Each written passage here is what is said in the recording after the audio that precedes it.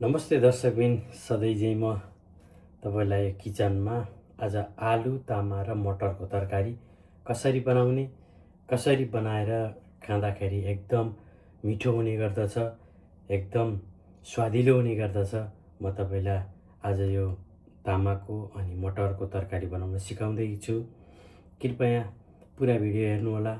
अब तपाईलाई ढिला नगरिकन सामान के चाहिन्छ र कसरी बनाउने म किचनतर्फ लाँदैछु।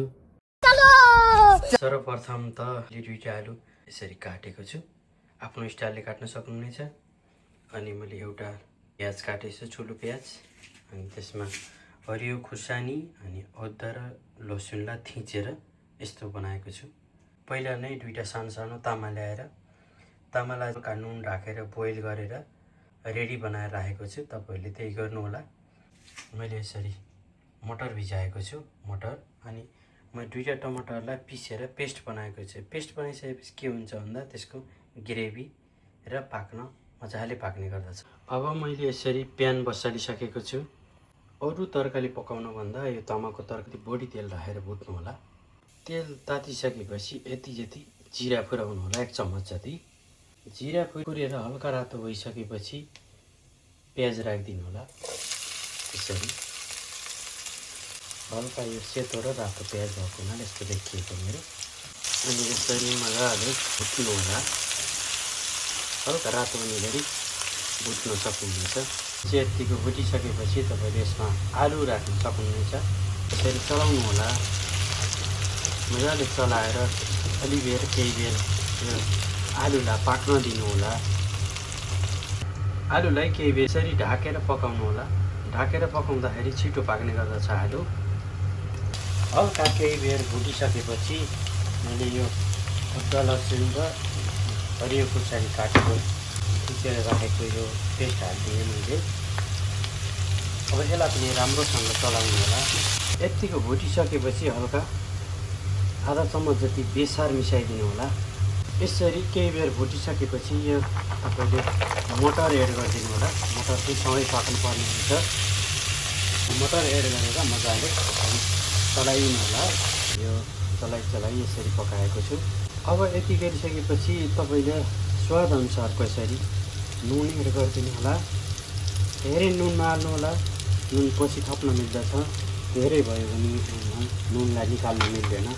त्यसैले नुन चाहिँ स्वाद अनुसारको थोरै मात्रामा राख्नु होला।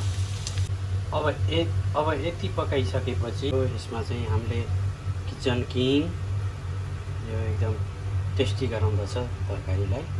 किचन किङ भयो, जिरा धनिया पाउडर थोरै, अनि यो पप्रिका हो। यो मिठो कलर बनाउनको लागि मात्रै, यो खुर्सानी होइन, राख्नु होला। अनि यो पप्रिका अप्सनल हो, नराख्दा पनि हुन्छ। तपाईहरु पिसेर राख्नुहुन्छ भने जिरा धनिया अनि सबै पिसेर राख्दा अझै टेस्टी हुने गर्दछ। चलाइसकेपछि यो पाकिसकेको छ। अब हामी टमाटर एड गरिदिन्छौँ। यसरी टमाटर एड गरेर यसरी मजाले चलाउनु होला। चलाएर मजाले टमाटरलाई पाक्न दिनु होला। मजाले यसरी तपाईको यो टमाटर राम्रोसँग पाकिसकेपछि तामा एड गरिदिनु होला र केही समय पकाउनु होला ढाकेर। त्यसपछि यसमा भएको सम्पूर्ण रसहरू तामामा जाने गर्दछ, यसको ग्रेभीहरू। फाइनल्ली हाम्रो तामा पाकिसकेको छ, देख्न सक्नुहुन्छ। एकदम खुसबुदार तामा रेडी भएको छ। यसै गरी पकाउनुहोस्, मजाले मिठासका साथ खानुहोस्।